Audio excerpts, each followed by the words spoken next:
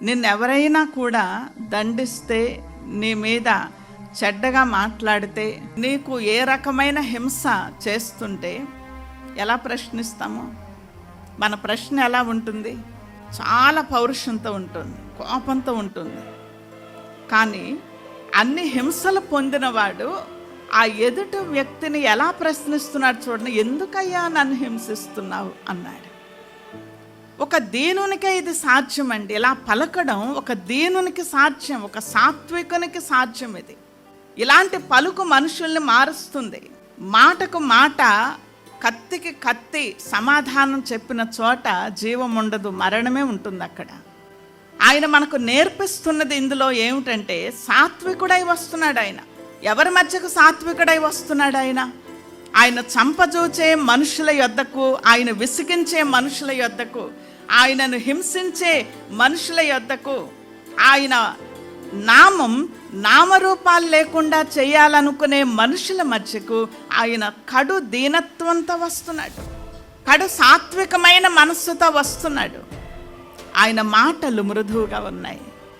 నీ కోపం పుట్టించే పని ఎవరైనా చేసినా, కోపం పుట్టించే మాట ఎవరైనా మాట్లాడితే మనకు కూడా సర్రున కోపం వచ్చేస్తుంది కదా.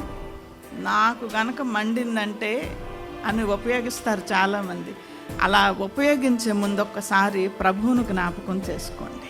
ఆయన బెదిరించిన వారిని బెదిరించలేదు, శ్రమ పెట్టిన వారిని శ్రమ పెట్టలేదు, ఆయనను హింసించిన వారిని హింసించలేదు అన్నాడు.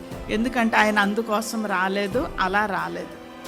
ఆయన సాత్వికుడై వచ్చారు. అసలు ఎవడా యేసు చాలా విర్రవీగిపోతున్నాడు సౌలు.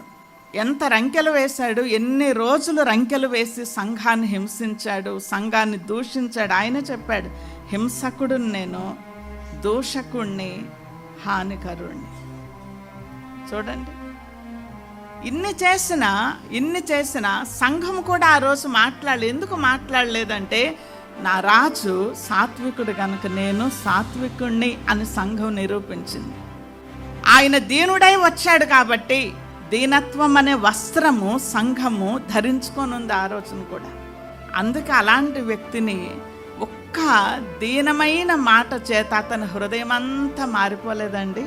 కోపానికి ప్రతి కోపం ఎవరు మారరండి. సమస్య తీరదండి. నువ్వు నొచ్చుకున్నావు, నువ్వు బాధపడ్డావు, తిరిగి కోపం ప్రదర్శించడం కాదక్కడ.